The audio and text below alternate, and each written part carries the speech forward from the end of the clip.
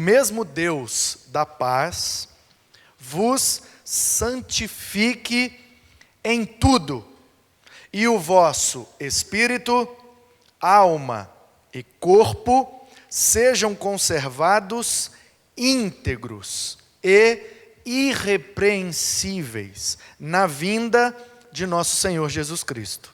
Fiel é o que vos chama, o qual também fará. Amém. Só esses 2 versículos. Estamos no mês de agosto. O mês de agosto para nós esse ano tem sido o mês da Bíblia. E o tema é: a Bíblia é um GPS. GPS porque ela é uma espécie de bússola, de guia, de referência. Só que ninguém mais usa bússola. Ninguém mais usa bússola. Essa camisa aqui é bonita, ó. Dá um foco aí, Manu, na camisa. Da turma da Juba Leste, Juventude Batista do Leste do Espírito Santo. Linhares e Redondezas tem uma associação lá das igrejas batistas do Leste. E a Juventude Batista do Leste do Espírito Santo fizeram lá um evento e fizeram essa camisa. E eu achei muito legal e me deram uma. Ó. Como uma bússola, a Bíblia sempre aponta a direção certa. E aí o pininho da bússola, que é uma cruz, achei bem interessante. Só que um pouco fora do tempo, né? Porque ninguém mais usa bússola. Então eu vim em homenagem à Juventude Batista do Leste, com essa camisa, que a ideia do nosso mês da juventude é a mesma ideia deles, nesse evento que fizeram. Só que eles usaram a bússola. E nós estamos usando o GPS, que é mais contemporâneo, né? Então a ideia é a mesma. A Bíblia vai direcionar as nossas vidas quando nós precisarmos de direção. Eu não sei você, mas de vez em quando eu me sinto sem direção. Eu me sinto meio perdido. E agora? Faço isso, faço aquilo, e agora? Vou para frente, paro, volto para trás, e agora? O que eu faço? Viro para a direita ou para a esquerda? Tomo essa ou aquela decisão? Insisto um pouco mais, desisto de vez. E agora? O que eu faço? Essa pergunta sempre ocorre em quem está perdido. Você está procurando uma localização, você está procurando um lugar, você está chegando no lugar e você nunca foi, você está perdido, você fala, e agora? É para lá ou para cá? Se você tem um GPS, ele te indica, vire à direita. Né? Então, a ideia é essa, GPS. Só que o GPS também virou uma sigla. GPS. Primeira mensagem da série, a Bíblia é um guia para salvação. E nós vimos Romanos 10, a partir do versículo 17, como que a Bíblia... Ei! É um delay aí, zera o FX do canal do Mike. Não sei se ele me entendeu, mas tudo bem. Ei! Zerou, obrigado, Robert. Estava até bonito se eu fosse cantar, né?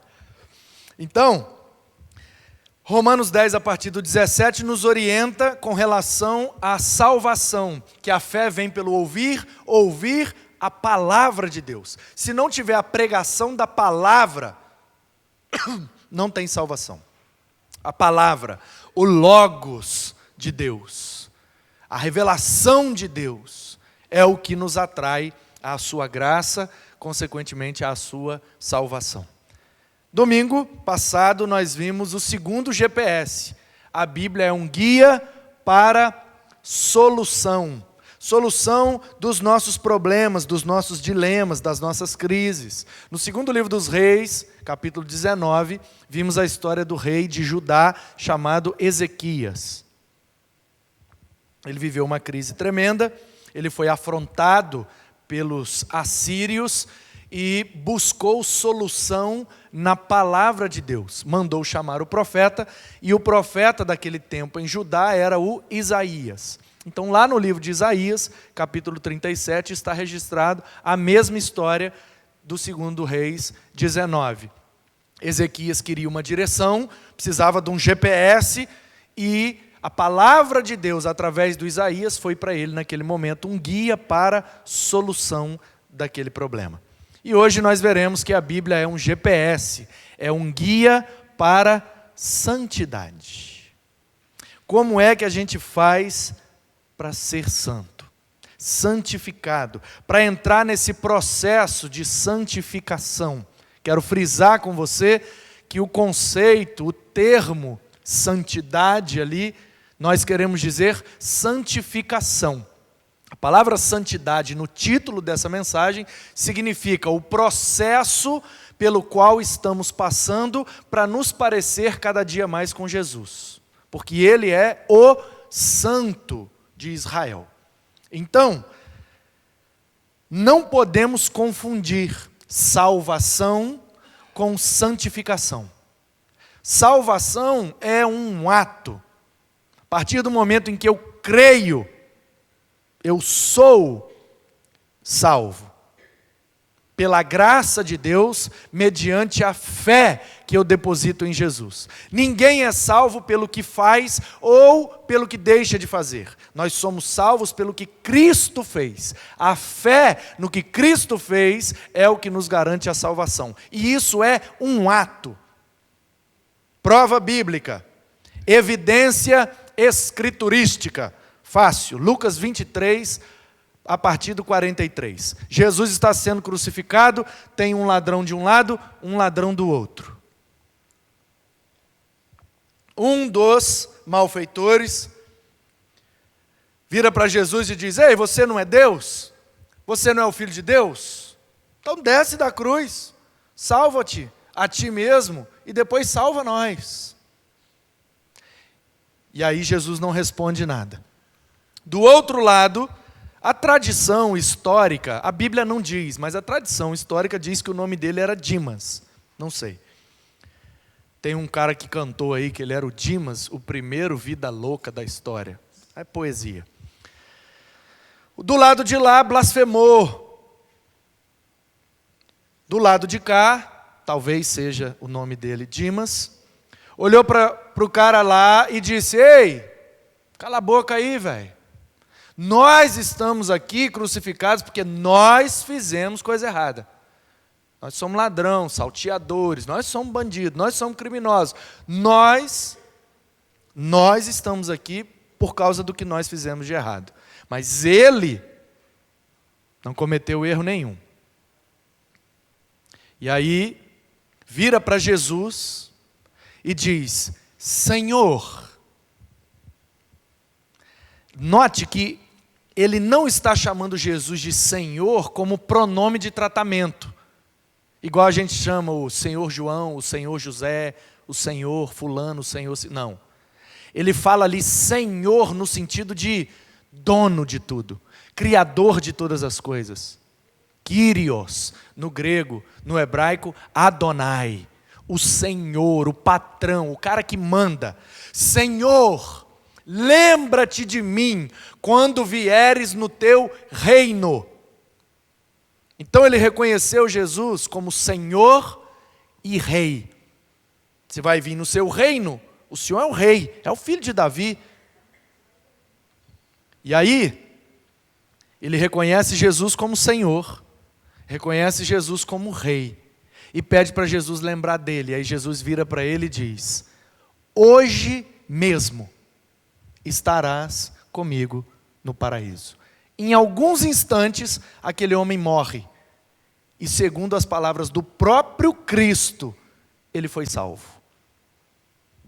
Isso nos ensina que a salvação é um ato. Aquele homem fez coisas erradas a vida inteira.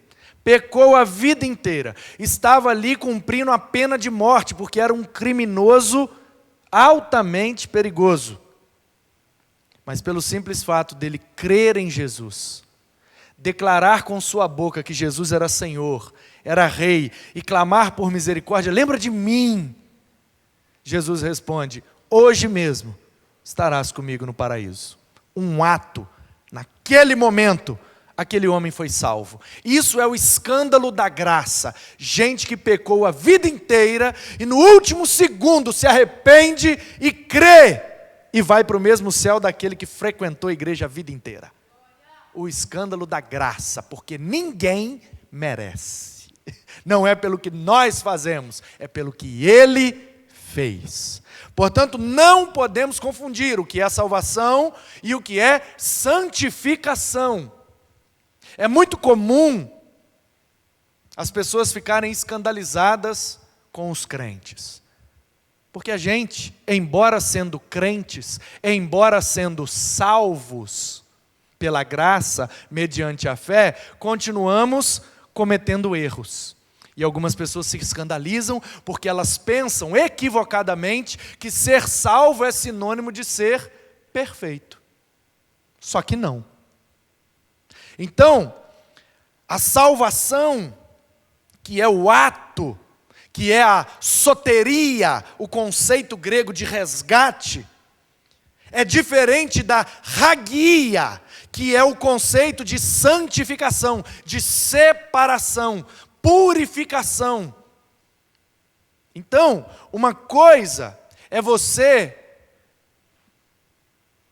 num pomar, colher uma fruta. Outra coisa é aquela fruta estar limpa, pronta e preparada para ser ingerida. Então não podemos confundir. A salvação é o ato de colheita. O próprio Jesus ilustrou. Os campos já estão brancos para a colheita. O que falta são os ceifeiros. Jesus ilustrou o processo de salvação da humanidade como se fosse uma colheita. Nós somos colhidos por Deus para sermos salvos. Mas uma coisa é a colheita, outra coisa é o preparo. Então, quando nós somos salvos, acontece em nós um ato. Somos gerados, na verdade, regenerados pelo Espírito de Deus.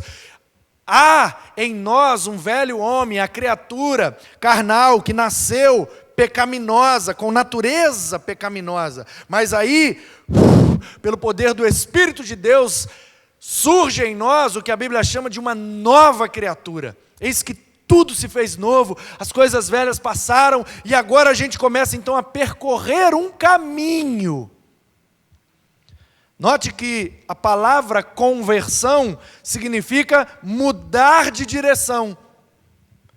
Deus está lá. Nós fomos criados por Deus, em Deus, mas por causa do nosso pecado e da nossa rebeldia, nós saímos de Deus, estamos separados da sua glória, e num momento a graça nos alcança e nós nos convertemos. Olha, eu me converti, eu mudei de direção, eu estava indo para o inferno, eu estava buscando as coisas pecaminosas, agora eu me viro e começo a caminhada, que é o processo de busca e aproximação de Deus. Então ninguém se converte e já pula lá dentro de Deus. A gente se converte e começa a caminhada para chegar mais próximo, mais perto e ficarmos mais parecidos com o Senhor Jesus. Mas isso não é imediato. Não é imediato, porque cada um de nós carrega em si e consigo uma série de traumas, de problemas, de tristezas, de mágoas, experiências ruins. Quem se converte mais novo tem menos problema, menos trauma, menos confusão para tratar. Quem se converte mais velho tem um monte de trauma, um monte de problema, um monte de memória. Não apaga do nada. Essa regeneração de uma nova criatura não mata a velha criatura. É por isso que é um processo. Porque a nova criatura habita ali junto com a velha criatura. A carne e o espírito, lutando entre si. E às vezes o velho homem fala mais alto. E aí a gente fala, ai, que besteira que eu fiz. E aí nesse processo, a gente às vezes dá um passo para trás, às vezes dá um passo para frente, às vezes se afasta mais de Deus, às vezes se aproxima mais de Deus. Não sei se acontece com você, mas tem dia que parece que eu estou lá dentro de Deus. Assim, eu estou crente, mas crente de um jeito, que se eu orar até essa caixa levita. Mas tem dia que eu olho no espelho e falo assim, gente, eu sou pastor, misericórdia. Não consigo nem dar um passo. consigo nem orar. Não sei você, mas tem dia que eu não consigo nem orar. Eu tenho vergonha de orar, tem dia. Eu falo, minha oração é só assim, ô Senhor, ô meu Deus. Ai, meu Deus. Você já orou assim? Que você não consegue nem sair palavra, que você se sente assim, tão mesmo, um nada.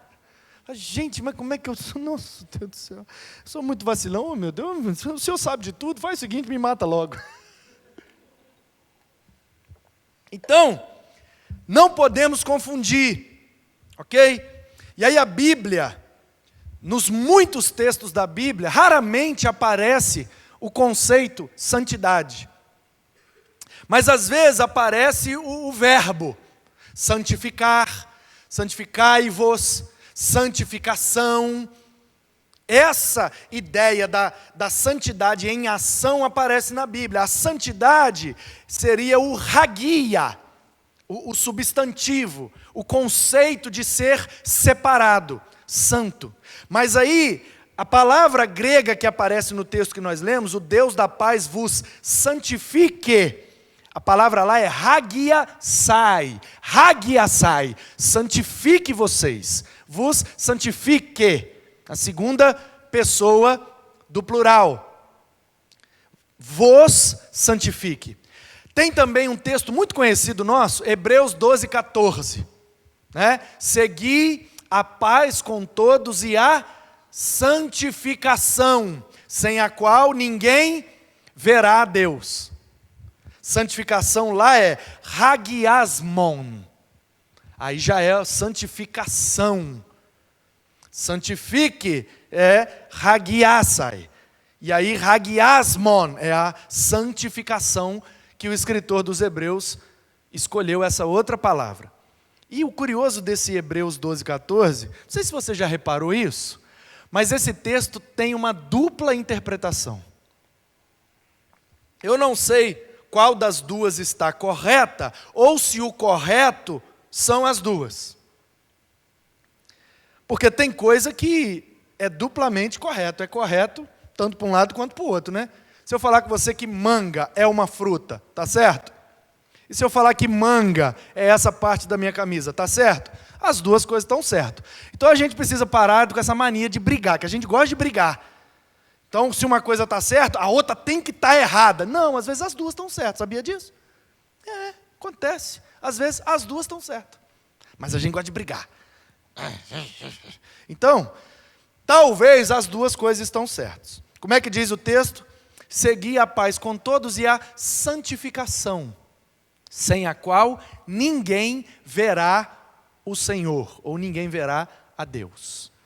Primeira interpretação, eu preciso ter paz com todo mundo que está à minha volta, e preciso ser santificado a cada dia, viver em santidade, porque sem isso, eu não vejo Deus.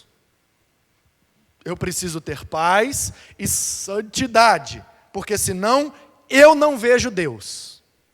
Sem paz, eu vou estar na turbulência, eu vou estar na doideira. Então é difícil ver Deus sem ter paz. E preciso manter a paz com todos e manter a minha vida santa, porque o pecado me afasta de Deus. Então, se eu não tiver paz e não tiver santidade, eu não vejo Deus. Interpretação número 1, ok. Essa é a mais comum que a gente faz. Mas tem a outra interpretação, que é o seguinte: eu preciso ter paz com todos à minha volta e manter a minha vida santificada, porque senão ninguém verá o Senhor em mim. Seguir a paz e a santificação, sem a qual ninguém verá o Senhor. Qual das duas está certa? As duas. Porque sem paz e santidade, eu não vejo Deus. E sem paz e santidade, ninguém vê Deus em mim. Então, precisamos desse GPS, um guia para a santidade. Por quê? Porque corremos o risco de passar por essa vida sem ver Deus. E passar por essa vida sem que as pessoas vejam Deus em nós. Então, o texto que nós lemos nos dá, na minha leitura, a fonte, o lugar, o propósito e a garantia. Repete comigo. A fonte, o lugar, o propósito e a garantia. Vamos ver se a gente decorou? A fonte, o lugar, o propósito e a garantia. Vamos falar de cabeça agora. A fonte, o lugar, o propósito e a garantia. A fonte é Deus.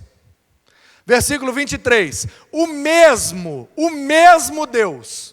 Não é outro Deus, tá bom? É o mesmo. Aquele que era ontem, aquele que é hoje e aquele que será eternamente. Esse Deus, o mesmo Deus, o Deus da paz, não é o Deus da briga, não é o Deus da fofoca, não é o Deus da confusão, não é o Deus da manipulação, não é o Deus da política, é o Deus da paz. Esse é a fonte da santificação. Por que que Deus é a fonte da santificação? Porque Ele é santíssimo. Ele é santo em superlativo. Ele é extremamente santo. Como disse, ai meu Deus, como disse alguém, essa é uma saída boa, né? A gente esquece quem falou, como alguém já disse. Toda vez que um pregador disser, como alguém já disse, ele esqueceu quem disse. Eu acho que foi o Calbart. Alguém que está com o Google na mão pode conferir, por favor. Porque a memória da gente falha. Eu não anotei e já era. Sou de anotar pouca coisa porque eu confio na minha memória, mas às vezes falha. Mas eu acho que foi o Calbart, ou foi o Calbart ou foi o Paul Tillich, dois teólogos contemporâneos, e ele disse assim, Deus é o totalmente outro. Totalmente outro. É um ser que nós desconhecemos. Se ele não se revela, nunca saberíamos nada sobre ele. Ainda bem que ele se revela na natureza que ele criou, ainda bem que ele se revela na palavra que ele inspirou, ainda bem que ele se revela na pessoa bendita do seu Filho, e ele se revela em nós, sua imagem e semelhança. Porque se ele não se revela, não conheceríamos nada sobre ele, porque ele é o totalmente outro, ou seja, ele está plenamente separado de nós. Ele é transcendente. Foi o Calbart mesmo? Pronto, acertei. Então, o totalmente outro, entendeu? Porque ser santo é ser separado. E Deus está totalmente separado de nós, porque os nossos pecados, disse Isaías, fazem separação entre nós e Deus. Mas graças a Deus, pelo Espírito Santo e pelo seu Filho Jesus, que o nosso Deus se mantém transcendente, mas em seu Filho ele se torna imanente, ele vem entre nós. E pelo seu Espírito derramado, que habita em nós, ele se faz agora, apesar de transcendente, ele se faz imanente, acessível a todos nós, sem perder a sua santidade. Esse é o grande mistério da fé. Como é que um Deus consegue estar sentado no trono do universo, lá na eternidade, governando, controlando todas as coisas, e ao mesmo tempo habita dentro de mim um ser tão pecador quanto eu? Esse é o mistério da fé bíblica e cristã. Não dá para fechar essa conta, se não for pela fé. Então, a fonte de toda a santidade e a fonte do processo de santificação é Deus. Por quê? Porque Ele é Deus em superlativo. Ele é o extremamente santo. Ele é santo, santo, santo. Isaías capítulo 6 diz, o profeta em primeira pessoa, no ano que morreu o rei Uzias, eu, o profeta Isaías, vi o Senhor. O rei Uzias morreu. E o Isaías viu Deus. E onde Deus estava? Assentado num alto e sublime trono. Só isso aqui dá uma mensagem, arrepia e glória e vamos embora. Só isso dá uma mensagem. No ano que o rei humano morreu, o profeta viu Deus sentado no trono. Quem não deu glória é porque não pegou. É porque muitas vezes os nossos olhos estão postos no trono humano. Aí quando falta alguém no trono humano, a gente não tem mais para onde recorrer. Aí os nossos olhos se voltam para o trono do universo. E quem que está lá sentado? O Senhor de todas as coisas. Muitas vezes a nossa confiança está no ser humano.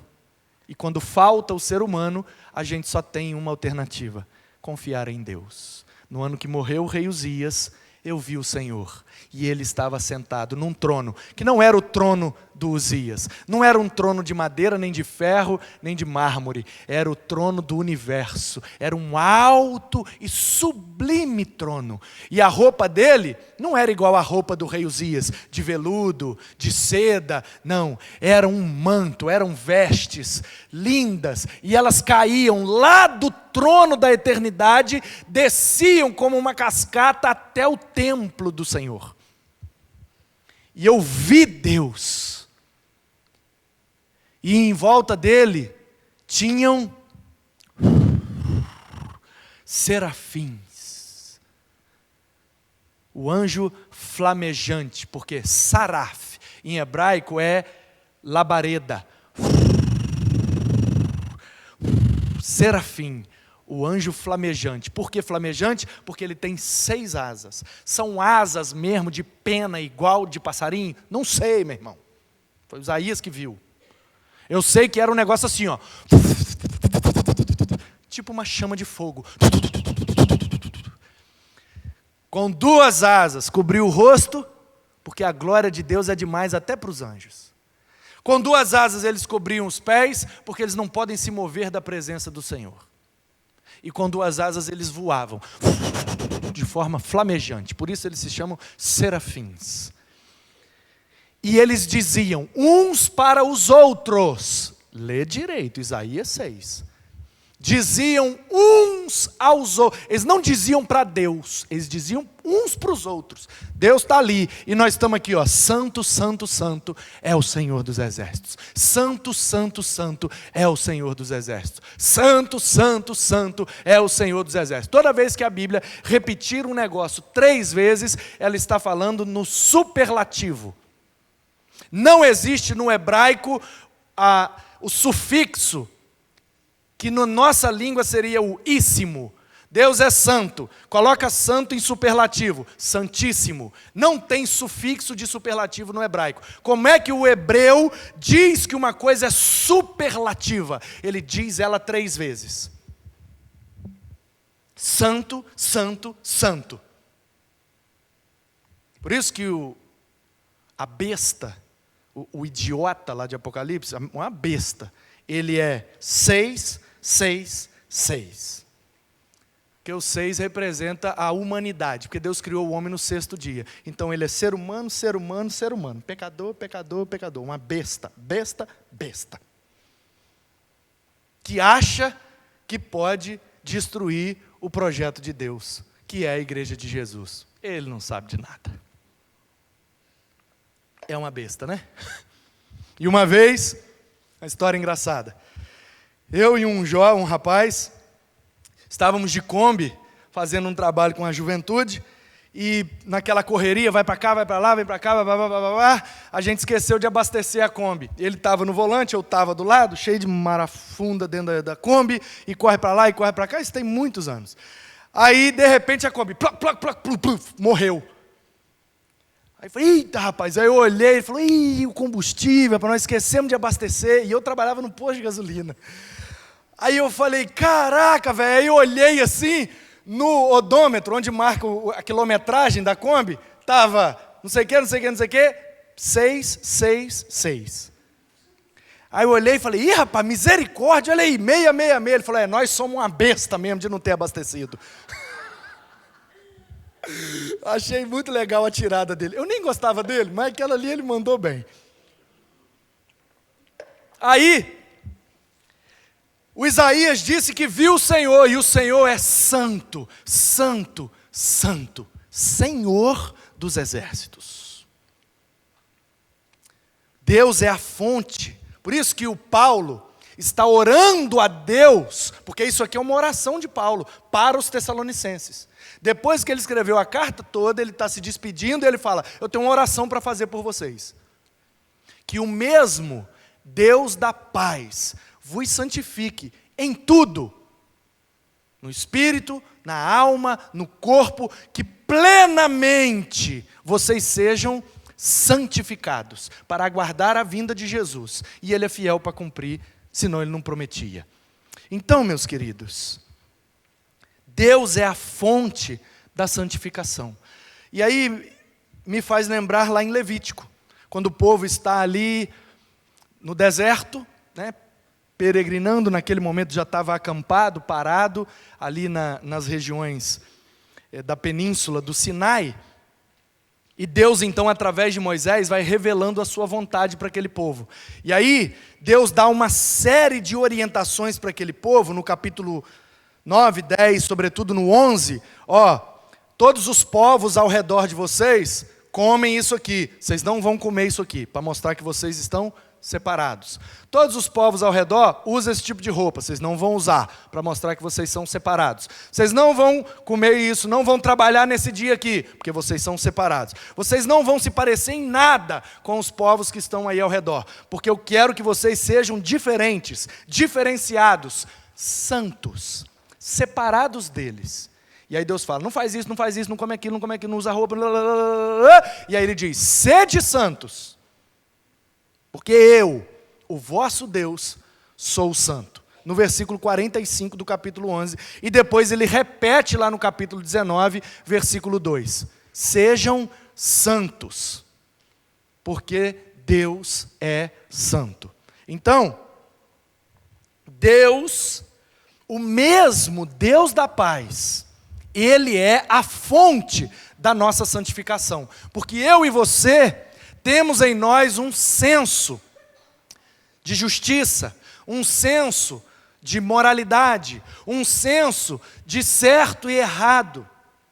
Não importa a doutrina, a fé, a religião, a espiritualidade, todo ser humano tem um senso de justiça. E ele sabe quando ele está fazendo algo errado. Esse senso vem de Deus. Fomos criados com esse dispositivo. No fundo, a gente sabe quando está errado. Portanto, Deus é a fonte da santificação. Impossível viver em santidade se Deus não estiver no centro, não estiver conduzindo as nossas vidas através da sua palavra, que é a sua vontade. Por isso que a Bíblia é um guia para a santidade, porque ela é a palavra de Deus, e Deus é a fonte da santificação. Em segundo lugar, o texto diz que existe um lugar de santificação. Onde é o lugar de santificação? Será na igreja? Será na nossa casa? Será em cima de um monte? Embaixo, num vale? Onde será o lugar preferido de Deus para executar a santificação? A Bíblia diz que sou eu e você. É o lugar preferido de Deus para executar o processo de santificação. Porque o apóstolo Paulo diz assim, que o Deus da paz vos santifique em tudo. Em tudo. Uma vez um colega de trabalho virou para mim e falou, Manu, por isso que eu não gosto de você. Você bota a Bíblia em tudo. Nós não estamos na igreja não, rapaz. Aqui é a empresa. Eu falei, mas existe alguma parte da minha vida que eu posso ser pecador? Eu preciso estar santificado em tudo.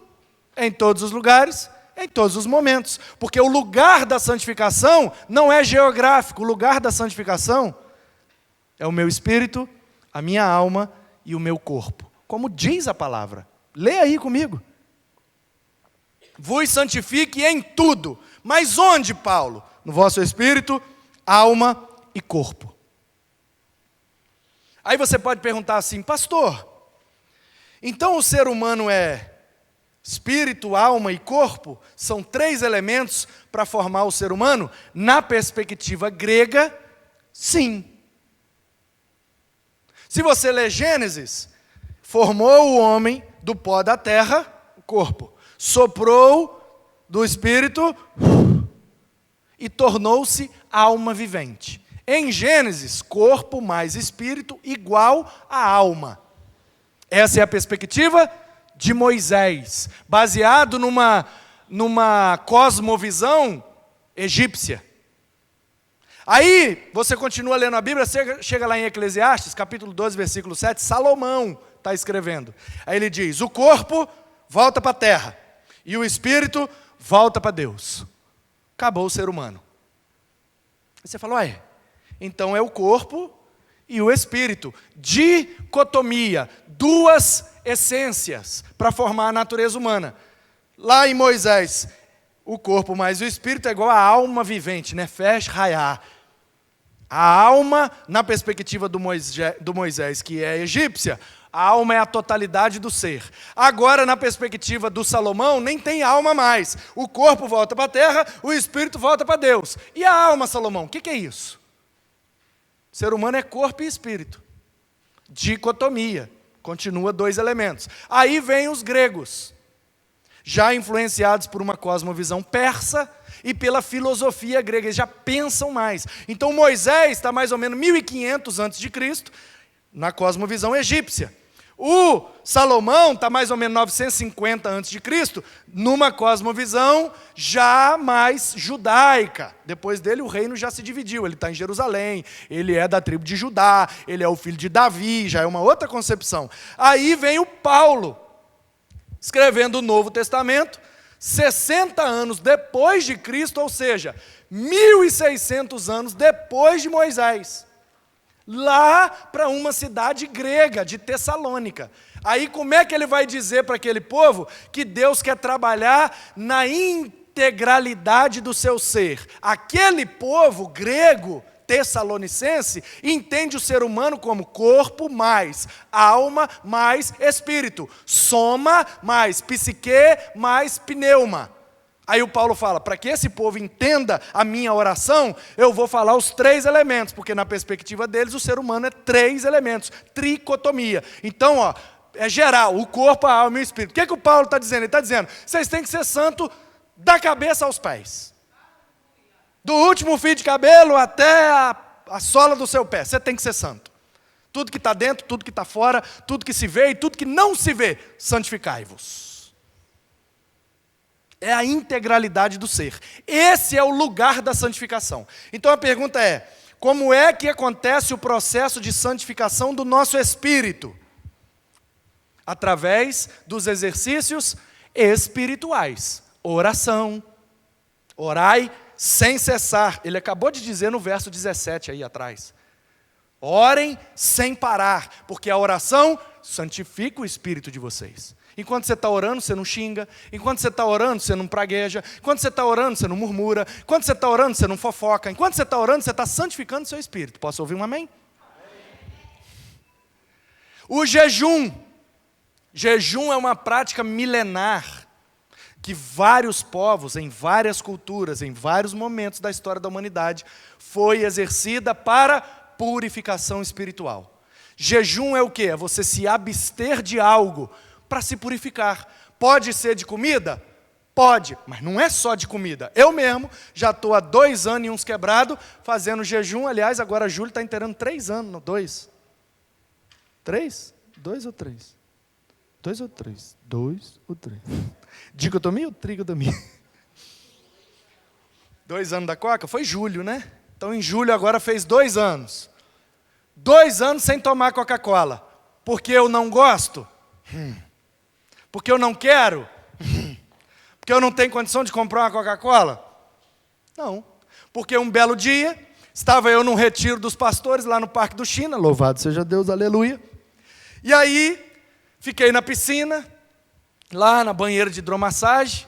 Porque tem que ser, meu amigo. Uma semana para aguentar vocês é tenso. Né? Tem gente que numa hora dessa ouve e fala assim, ai, tá vendo, pastor na mamata. Ai, uma semana no Parque do China para te aguentar, miserável. Precisava era de 1 ano. Então, fiquei lá, conversa daqui, conversa dali, faz massagem, ppp, papapá. A palestra seria depois da janta, só que lá onde é a piscina é fechado. A piscina é de água quente, menino. E aí, e aí a gente não vê, o sol se pondo, não percebe que escureceu, e dentro da água a gente tira o relógio, porque o Paraguai bebe água. Aí, quando eu percebi, que horas tem aí? Aí o cara falou, já é 7 e tanto. Falei, eita! A palestra. E o cara que ia dar uma palestra da noite era um cara fera, eu não queria perder de jeito nenhum. E aí saí correndo, fui para o quarto, mudei a roupa rapidinho, já estava o dia inteiro, né, a tarde inteira na água, não precisei tomar banho. Aí só me enxuguei e tal, e aquele desodorante maroto, e botei a roupa e desci correndo. O chalé que eu estava era lá em cima, e eu desci correndo, e cheguei lá no restaurante, peguei uma comida rapidinho, engoli, corri, porque a palestra ia começar às 8 horas. Sentei lá, estou assistindo a palestra, fazendo as anotações, bebendo lá de balde. Aí deu 9 horas, deu 9h30, deu 10 horas. O homem falou com gosto de gás. E eu mais ainda, vem que tem. E aí, quando ele terminou, já era 10 e pouca. Aí fala com um, fala com outro, biscoitinho, um chazinho. Aí eu me senti meio empazinado. Porque eu tomava, era 6, 8, 10 litros por dia. E se eu não mamasse, eu não dormia. Mamadeira, pegava aquela de 1,5 litro. E dormia. Aí, eu falei, vou correr lá no restaurante, vou tomar minha mamadeira para eu dormir tranquilo. Cheguei lá, o restaurante fechado. Falei, misericórdia. Ô, meu filho, aí o garçom estava lá dentro limpando. Oi, Rubens, vem cá, faz favor. Ô, me vê uma Coca-Cola aí. Não, senhor, já fechou. Eu falei, não, pai, mas é uma Coca-Cola. Não, você tem que me dar uma Coca-Cola. Aí eu já comecei a suar e ficar ofegante. Não, me dá uma Coca-Cola aí, cara. Aí ele, não pode, senhor. Aí eu fui lá na recepção. Ei, cadê o gerente? Cadê o China? Não tem que ver. Fala com ele. O pastor Manu Mesa Barba, não é possível? Uma Coca-Cola para mim tem que ter. Não, senhor, não tem como. Fechou, acabou. Não tem, o sistema está desligado e não sei o que, não sei o que lá, não sei o que lá. Foi me dando um desespero. Eu corri pro quarto, abri o frigobar, nada. Falei, meu Deus! Aí os caras veio chegando tranquilo. E tirando a roupa e se arrumando para deitar, eu falei, gente, pelo amor de Deus, eu preciso de uma Coca-Cola. Entrei no grupo dos pastores, quem tem uma Coca-Cola aí para me emprestar um golinho? E ninguém respondeu, eu falei, meu Deus! Aí já era quase meia-noite. Cadê que dorme?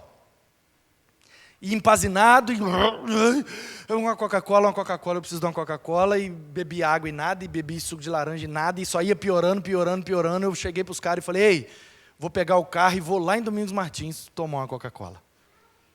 Aí os caras, que isso, rapaz, você é doido? É longe. Eu falei, não, mas eu vou. E aí, então vamos. Aí a galera animou, os pastores entramos, 5 pastores dentro do carro, e eu acelerei. Quando eu cheguei na BR, eu falei, para Domingos Martins, tantos quilômetros. Para cima aqui tem um posto de gasolina mais perto. Quem sabe o posto de gasolina está aberto e tal. Aí, acelerando, subindo e de olho, e de repente eu vi assim, uma dessas vendinhas de beira de estrada, né? E aí, meia-noite e tanta, um frio lá em cima da serra, e a gente, pá, aí tinha um descampado assim de terra, e a vendia do homem lá assim, afastado. Do jeito que eu vim na BR, não via ninguém de madrugada, eu saí da estrada, entrei naquela terra e freiei, e os 5 abriu a porta e saiu, tudo uns macacão desse tamanho, um branco do lado de cá, um preto do lado de lá, e me dá uma Coca-Cola. O homem assustou, baixou a janela e saiu correndo, achou que era assalto. Eu falei, não, moço, volta. E ele foi, entrou na casa lá e fechou a porta. Eu, moço, a Coca-Cola, pelo amor de Deus. E ele não falou nada. Eu falei, misericórdia, Senhor. Eu entrei no carro e falei, já estou aqui mesmo. Fui subindo. Cheguei em Venda Nova do Imigrante. A rodoviária aberta. Falei, aleluia. Parei o carro, desci e vi aquela sai de vidro, aquela de 1 litro de vidro. Dentro do freezer, assim, ó, o freezer suando e a bichinha lá trincando de vidro. Eu entrei e põe no balcão, falei, aquela. Aí o moço, oi. Aí um amigo meu gritou, Coca-Cola, ele quer uma Coca. Aí o cara pegou, foi pegar o copo, eu falei, não. Peguei aquela de 1 litro, ele abriu, eu chamei na boca e bum. Foi todinha. Quando eu acabei de beber, o último gole, eu sentei numa cadeira que tinha assim, apoiei na parede e fiz bem assim, ó.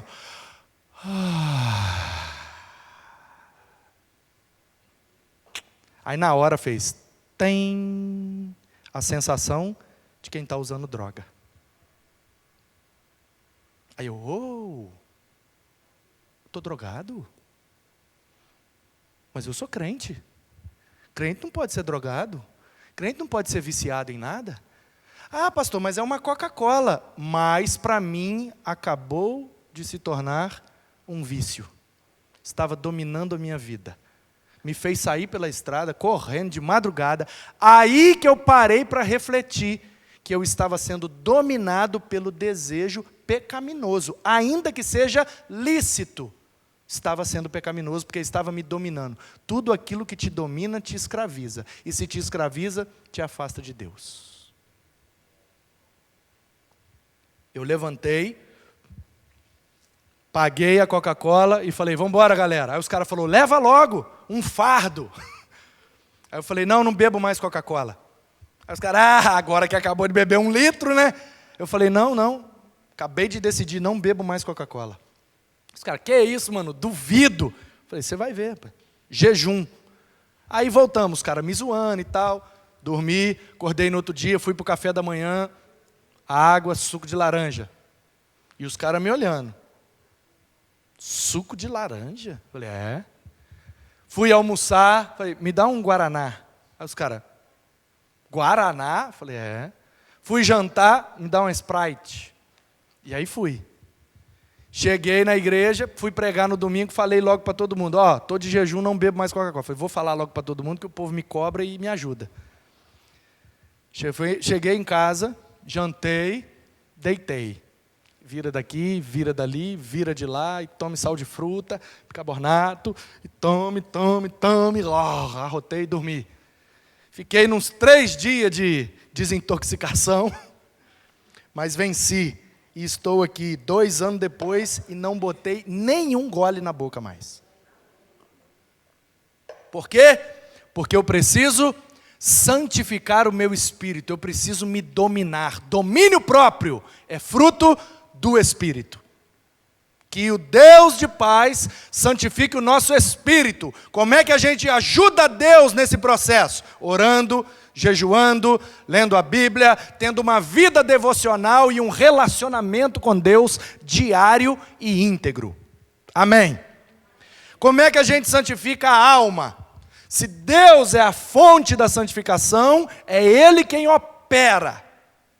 Não é nós. É porque Ele opera em nós. É porque Ele age, a gente reage. É porque Ele opera, a gente coopera. Somos cooperadores de Deus. Cooperadores com Deus. Ele opera, a gente opera junto. Então, tem gente que atrapalha Deus no processo de santificação. Tem gente que ajuda Deus. Que nós sejamos, o Paulo está orando, gente que ajuda Deus nesse processo.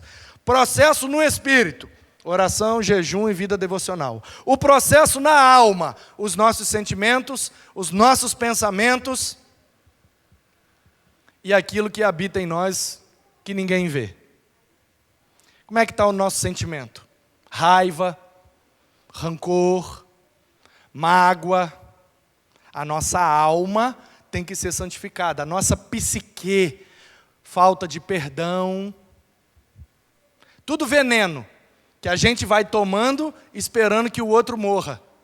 Aquela pessoa fez isso comigo, eu quero que ela morra. Aí eu vou alimentando um rancor, eu vou alimentando uma mágoa, falta de perdão, eu não libero perdão para ela. Aquilo vai crescendo dentro de mim e só me prejudica. Mágoas, ressentimentos, falta de perdão é um veneno que a gente bebe esperando que o outro morra. E isso só atrapalha a nossa alma. Então, como é que a nossa alma é santificada? Quando nós alimentamos bons sentimentos, bons pensamentos. Olhar o lado bom das coisas e evitar as críticas. Olhar aquilo que deu certo e deixar para lá aquilo que deu errado. E focar nos bons sentimentos.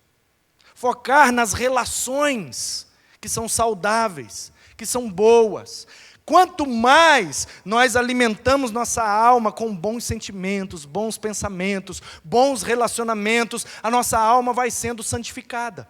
Eu não sei você, mas logo no início que eu me converti, eu tinha ainda uns sentimentos e uns pensamentos ruins. Eu ainda olhava para algumas pessoas assim e falava, não é possível que essa pessoa é crente, que essa pessoa vai para o mesmo céu que eu, e tatatá, e nenenê, e papai, lá. Aí depois eu fui aprendendo que o evangelho verdadeiro não faz acepção de pessoas. Então, a gente vai no processo de santificação da alma, santificando os nossos sentimentos, os nossos pensamentos, porque psique pode ser alma, mas também pode ser mente. Então, tudo que diz respeito aos nossos sentimentos, pensamentos, traumas, se liberta disso, meu irmão. Tem gente que pega um trauma e parece até que é um trauma de estimação. Fica dando comidinha para ele todo dia. Aqui, meu trauminha. Ai, porque fulano me chamou de gorda quando eu era criança. Aqui, ó. Toma aí, trauminha do gordinha. Toma mais uma comidinha hoje. Ai, me chamou de gorda. Aí passa 20 anos. Tá magrinha. Tá esbelta. Aí você fala, nossa, você tá bonita. Tô bonita nada, porque eu sou aquela gorda da 4ª série que o fulano me chamou. Ei! Aí daqui a pouco virou mãe, daqui a pouco virou vó, daqui a pouco está quase no caixão e está lá, porque eu sou a gorda da 4ª série. Larga isso, mulher. Hein? Mesma coisa os caras. Uns caras, ô meu irmão, conto com você, você é fera, você vai fazer. Não, pastor, eu não consigo. Por que não consegue, meu irmão? Porque meu pai me chamou de burro quando eu era criança. Tá, mas você agora tem 70 anos. Pastor, mas não consigo.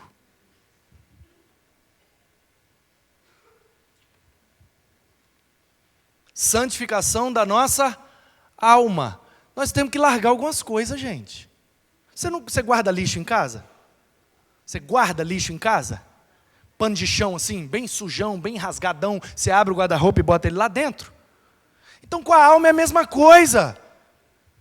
Pega esses trapos imundos, essas coisas que falaram de você, essas coisas que te fizeram, que te criticaram, junta isso tudo num saco e joga fora. Joga fora, olha para a Bíblia, o que é que Deus fala de você. Você é a imagem semelhante de Deus, você é a menina dos olhos de Deus, você é a igreja do Senhor, você é o povo de Deus, povo escolhido, nação santa, geração eleita. Você vai habitar no céu por toda a eternidade. Joga isso fora e vamos viver feliz. Bota um sorriso nesse rosto. Tá meio esquisito aí? Faz igual eu, bota porcelana.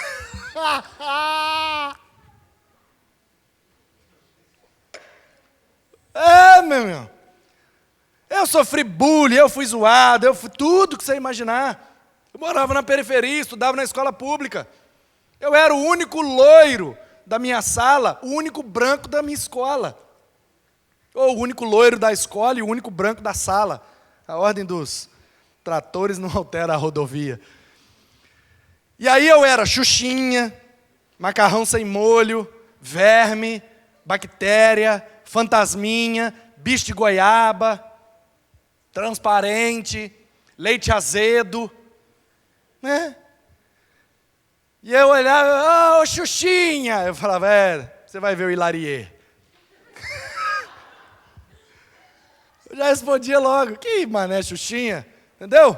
Eu sou a Xuxa? Não sou. Aí com 9 anos de idade, 1991, o Romário foi jogar no Flamengo, 91, 92, um negócio assim. Eu tinha 9 anos de idade. E aí o Itaperuna Futebol Clube, naquela época, era da Série A do Campeonato Carioca. E aí o Flamengo foi jogar lá em Itaperuna, e eu morava no Morro do Cristo, lá em Itaperuna, no escadão do Banco Itaú. Lá. E aí alguém falou lá na escola que o Flamengo ia vir no campo do Itaperuna jogar. E nós vamos, não tinha dinheiro, entrei pelo buraco da cerca da grade, pulei o muro, fiz não sei o quê, e daqui a pouco estava eu lá dentro do campo, aí o Romário fez um gol, veio lá no alambrado, e ele tinha um brinco. Ele usava uma argolinha com a cruzinha pendurada. Aí eu olhei aquilo e falei, caraca, e o Romário, camisa, Flamengo e tal, e eu flamenguista, aquela coisa, e o Pacato, um cepa de um negro, o goleiro do Itaperuna, esquartejado no chão, e o Romário de biquinho, pá, e foi pra galera, e eu falei, caraca, eu tenho que ser igual ao Romário. O que eu fiz? Furei a orelha. Bola eu não sei jogar, preto eu não sou, o que dá para fazer igual ele? Vou furar a orelha. 9 anos de idade, arrumei lá no fliperama um dinheiro, da maneira que foi, Deus já perdoou, louvado seja Deus. Foi jogado no mar do esquecimento. Arrumei lá um dinheiro e fui lá na banquinha do camelôzinho da Galeria Bittencourt, de Itaperuna, na rua 10 de maio. E comprei lá um brinquinho por 10 cruzeiros. E fui para casa com aquele brinquinho, uma argolinha com a cruzinha. Peguei 2 pedras de gelo, botei uma pedra de gelo na frente e outra atrás do lóbulo aqui, apertei, até que derreteu o gelo e ficou dormente. Aí eu peguei uma agulha de costura da minha mãe, Fui lá na minha lata, arranquei um pedaço de linha de pipa com cerol. Arranquei um pedaço de linha, passei na agulha e estiquei, fui na beira do espelho e pum! Furei a orelha com a agulha e passei a agulha, cortei e deixei aquela linha com cerol. Aí eu fazia para frente e para trás assim, ó, e aquilo foi sangrando e foi virar e furei a orelha. Sexta-feira de madrugada, minha mãe dormindo e eu no banheiro quietinho. Aí aquilo infeccionou, inflamou, virou uma miséria, e eu com aquela linha de cerol para lá e para cá. Aí tomei remédio, minha mãe me deu uma coça, e não teve jeito, já furou, já era, né? Não fecha. Depois que sarou e melhorou, eu meti a argolinha, meti a cruzinha, e tô eu, 9 anos de idade, cabelo loiro grande e um brinquinho na orelha. Quando eu cheguei na escola, do que me chamaram? Molezinha, molezinha, molezinha, molezinha. Aí, naquele dia, eu peguei pilha. Porque eu achei que eu ia chegar abafando o brinco igual ao do Romário. Achei que eu ia... Entendeu? E aí eu fui zoado. Eu fui para casa bolado. Cheguei em casa e minha mãe, o que aconteceu? Nada não. O que aconteceu? Nada não. Aconteceu nada não. E aí, depois de um tempo, eu me abri. Aí eu falei com ela que os meninos tinham me chamado de molezinha, de xuxinha, loirinha de brinquinho, e nananá, e dadatá, e eu não tinha gostado, brinco, não sei o que, não sei o que lá, não sei o que lá. Minha mãe, doida, naquele momento ela foi terapia de choque, né? Aí ela olhou e falou assim, deixa eu te perguntar um negócio. É na sua orelha que está o seu sexo? E minha mãe, professora de educação sexual, bióloga, eu aprendi desde menina as coisas. Às vezes certo, às vezes errado. Não com ela só o certo, na rua errado. Aí, ela falou, na sua orelha que está o seu sexo? Se você perder a sua orelha, você vira mulher? Eu falei, não. Ela, o que é que te faz homem? Eu falei, não. Né? Ela falou, então, o brinco está onde? Está no, ou está na orelha? Eu falei, está na orelha. Ela falou, então você continua homem, ué. Aí eu falei, não é que é? No dia seguinte eu já cheguei pisando alto, todo empoderado, e sai da reta, eu sou homem, meu irmão. Aí nego vinha, mulherzinha, eu falava, se eu tivesse furado pão, era mulher, mas está aqui, eu sou homem. Você quer ver? Aí já ia tirando e mostrando, os caras, que é isso, vai, que é isso? Entendeu? Acabou a zoeira, acabou, não teve mais mulherzinha, não teve mais xuxinha, não teve mais nada. Então, o que fazem com a gente não pode administrar, mas a gente pode administrar a reação. Você não pode impedir ninguém de te zoar, ninguém de te criticar, ninguém de falar mal de você, mas você pode impedir disso te destruir, disso te derrubar, e isso infectar a sua alma, que sua alma seja santificada, que nada do que te falarem ou te fizerem faça mal à sua alma, porque se Deus é a fonte de santificação, a sua alma e o seu espírito estarão santificados para a glória de Deus. Nosso espírito santificado, nossa alma santificada, sentimentos, pensamentos, santificai-vos em tudo.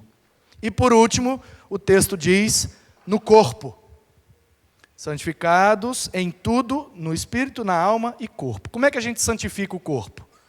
Alimentação. Alimentação saudável.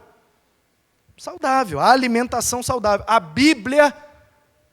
Bíblia orienta com relação à alimentação saudável. Só você prestar atenção.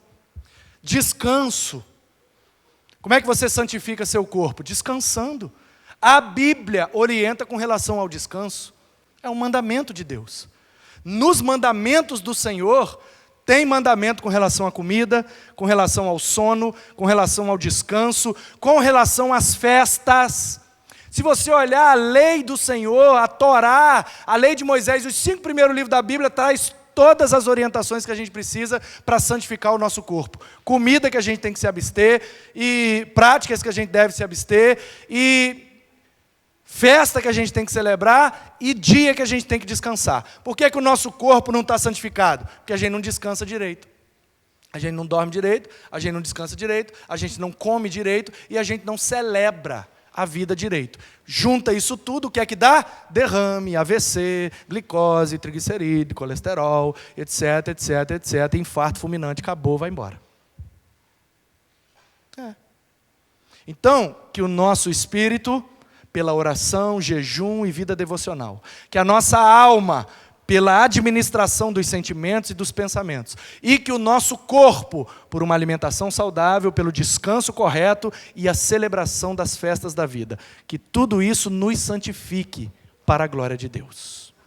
Então, a fonte da santificação é Deus. O lugar da santificação sou eu, meu espírito, minha alma e meu corpo. Qual é o propósito da santificação? O texto diz: e sejam conservados, íntegros e irrepreensíveis na vinda do Senhor Jesus. Então, a fonte é Deus, o lugar sou eu, e o propósito é conservar a minha integridade para que quando Cristo voltar, eu possa subir com Ele. Porque só vai subir quem estiver no processo de santificação. Não importa em qual escala você está. Não importa se você está no início ou se você está no fim. Se você está lonjão de Deus ou se você está lá dentro de Deus. Se você está no processo, você está dentro. E como é que começa o processo? Depois do ato. Se você foi regenerado, se você foi salvo, se você se converteu para Deus, concordou com Deus, eu sou pecador, eu não presto, o Senhor é bom, me salva, eu estou arrependido. Você entrou no processo. Não importa em qual ponto do processo. Se você viveu o ato, você está no processo. Tem gente que está no primeiro degrau do processo, ó, uns 40 anos. Primeiro degrau, está na papinha, está no leitinho. Por quê? Porque não busca santificação. Não ora, não jejua, não lê a Bíblia, não tem vida devocional, fica alimentando sentimento ruim, fica com fofoca, com politicagem, grupinho, nininim, panelinha, tudo isso vai acabando com a gente. Não sobe de degrau. Mas tem gente que aprendeu, entendeu e está... E sobe mais um. Deixando as coisas que para trás fica, prosseguimos para o alvo que está diante de nós. Cristo, nosso modelo, nosso exemplo. Então o propósito é nos conservar íntegros e irrepreensíveis. Porque naquele dia, quando Deus chegar, Ele vai falar: esse aqui eu não tenho como repreendê-lo. Por quê? Porque ele não tem pecado? Não, porque ele está no processo de santificação. Pela graça, vai meu filho. E a Bíblia diz que tem gente que vai entrar como que pelo fogo. O que é que significa isso? Na hora do... Vou ilustrar, para você entender. Não quer dizer que a Bíblia disse isso não. É coisa da minha cabeça, que eu sou doido, você sabe. Aí, nós vamos chegar tudo lá. E ele veio, já voltou, tem nego ressuscitando e outro transformando. É nóis. Aconteceu. Beleza. Quem não é, quem é, estamos juntos, vamos embora. E aí Jesus vai falar: aqui, a fila aqui, todo mundo. Você. Sermão que pregou, livro que escreveu. Ah, nossa, muita pós-graduação, faculdade, mestrado. Olha que bênção, igreja, ganhou, batizou, né? Vem cá, deixa eu botar fogo. Aí Jesus vai juntar tudo que a gente fez e vai, ô Miguel, você que é o cara bom do fogo aí, vai lá, 1, 2, 3 e... Pum!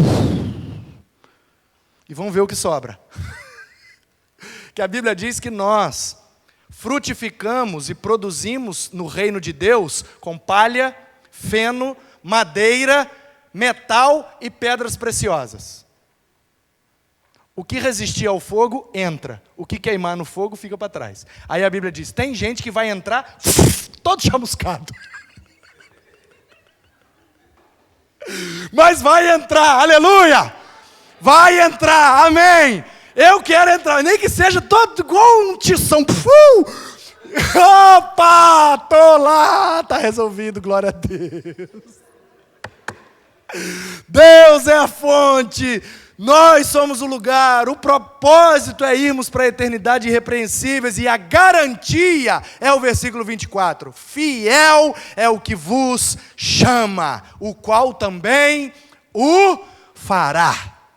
Não depende de mim, glória a Deus, não depende de você, aleluia, depende do fiel, que nos chamou e que fará para a glória dele o processo de santificação nas nossas vidas.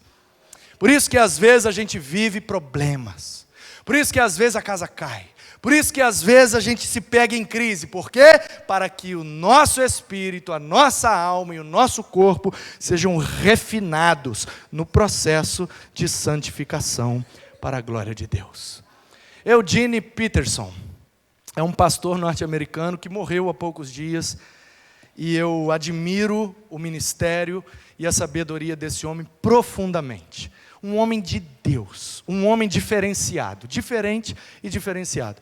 Só para você ter uma noção de quem é Eugene Peterson, No ministério dele, esse homem reuniu o conselho da igreja e disse assim, olha só, eu estava lendo aqui a Bíblia na lei do Senhor, e a Bíblia diz que a terra precisa passar pelo ano sabático. O que é isso, pastor? O povo chegou na terra e plantou 1 ano, 2 anos, 3 anos, 4 anos, 5 anos, 6 anos. No 7º ano, ou seja, o ano sabático, o ano do sábado, o ano 7º, eles não plantavam naquela terra. Plantava 6 anos e ficava 1 ano descansando. Porque a terra não aguenta produzir sem parar. Cultivo de rodízio, né? O pessoal faz aí hoje, acha que é, que moderno. Moisés já fazia, meu irmão. Aí, o pastor Eudine, olha como é que esse cara é corajoso, ousado e de Deus demais. Ele, sem medo de perder o ministério, virou para o conselho da igreja e falou assim, a cada 6 anos de ministério, eu quero 1 ano de descanso. Porque eu sou feito da terra, eu sou feito do pó, do barro. Então, se a terra, a cada 6 anos, precisa descansar 1 ano, eu a mesma coisa, senão eu vou infartar. A cada 6 anos de trabalho, 1 ano de folga. Eu não vou tirar férias e não vou tirar folga. Vou trabalhar 6 anos sem parar, mas vou ter 1 ano sabático. E o povo olhou um para o outro e falou, como é que contraria? Tudo bem, pastor, então vamos votar? Unânime, todo mundo aceitou. E foi assim, cada 6 anos, 1 ano de férias. A cada 6 anos, 1 ano de férias. Cara diferenciado demais, né? Se essa moda pega, aleluia. Aí, o Eugene Peterson, não sei falar direito. Ele traduziu a Bíblia. Pensa você, numa unção desse homem? O cara traduziu a Bíblia toda. Ele abriu a Bíblia e falou assim, como é que eu traduziria a Bíblia até para uma criança entender? Aí ele fez uma versão da Bíblia chamada The Message, em português, a mensagem. E nós temos em português como que o Eugene Peterson traduziu esses versos que nós lemos. E ficou desse jeito aí, ó. Vamos ler junto? Que o próprio Deus, o Deus que deixa tudo santo e completo, faça vocês santos, completos e ajustados, espírito, alma e corpo, e os mantenha preparados para a vinda de nosso Senhor Jesus Cristo, pois quem chamou vocês é de total confiança. Se Ele disse, é porque vai fazer. Aleluia!